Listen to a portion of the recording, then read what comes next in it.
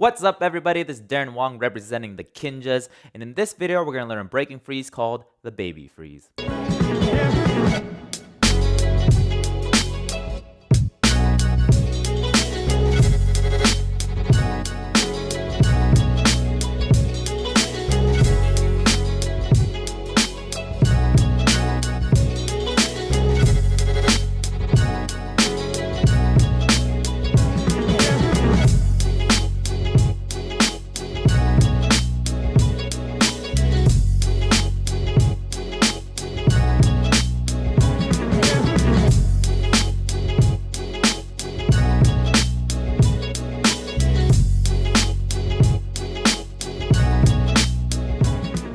So whether you're new to the channel or you've been previously watching my videos, be sure to check out my Patreon page. I'll leave a link in the description box below. It really helps fund these videos and helps me keep creating them. Alright, so the baby freeze is a very basic ground freeze that utilizes the stab or the pilot. So if you haven't learned that move yet, be sure to check out my previous video I did on it before coming to this one. Alright, so like most ground freezes, the baby freeze utilizes 3 points of contact. It's going to be your stabbing hand, your opposite hand, and your head.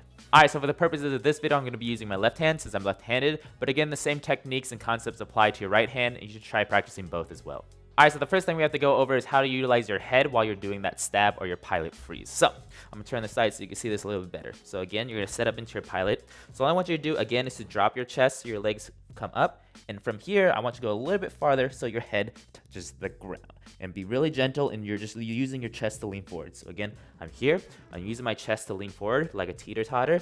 And then I let my head drop slowly to the ground. Alright, so when you place your head on the ground, you want to give a slight tilt to your head, so you're going to be on the side of your head. So you want to imagine like you're doing this stretch where you're tilting your chin up to the sky. That's the same feeling you're going to have. And also you want to actually put pressure on your head to take a little bit of the weight off of your arms. So you shouldn't feel it all on your arms. You should feel a little bit of pressure on your head. That way you're creating that triangle or 3 points of contact. So again, I'm here.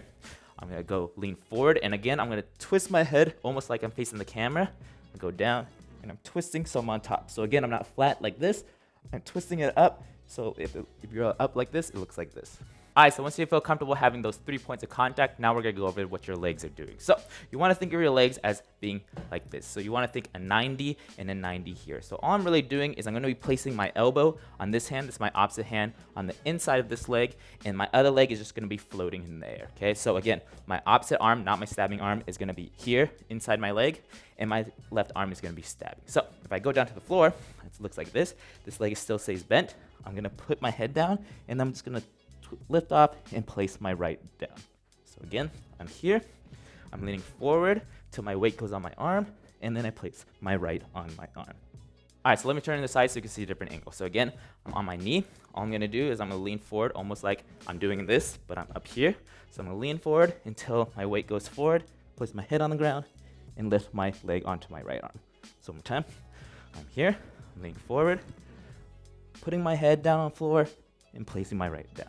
Alright, so to get that leg on that non-stabbing arm, it's going to be a little bit different for everyone since we're all built a little bit differently. And it's also going to depend on your own flexibility and where your hand is placed. So for me, I keep it kind of close to me so I don't have to stretch as much with my leg. So if I'm here a little bit closer, that way I don't have to really stretch with this leg. If I bring it a little bit closer, I don't have to stretch as much. So play around with how your arm is, and also play around with your own flexibility of being able to move this right arm and place it on that arm.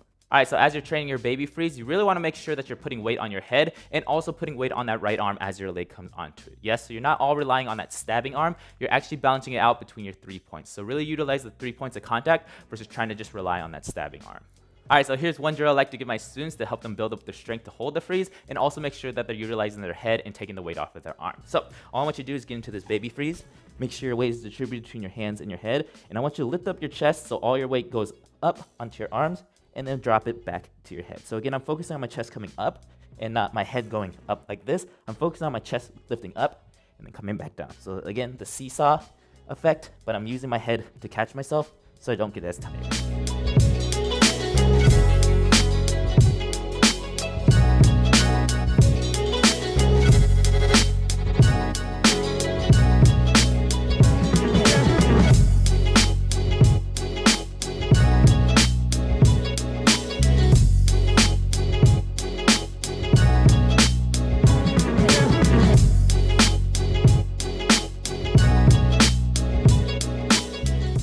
Alright, so that's it for this video. Now I have one reminder to make sure that you're utilizing those 3 points of contact in order to take the weight versus just relying on that stabbing arm. Alright, so as always, if you liked the video, go ahead and do me a favor. Like this video, share it with at least 3 of your friends, and subscribe to my channel. And go ahead and leave a comment below if you're struggling with a baby freeze. That way I could try to help you out. I'll see you in the next one.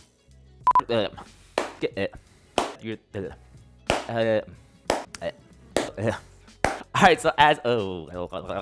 Alright.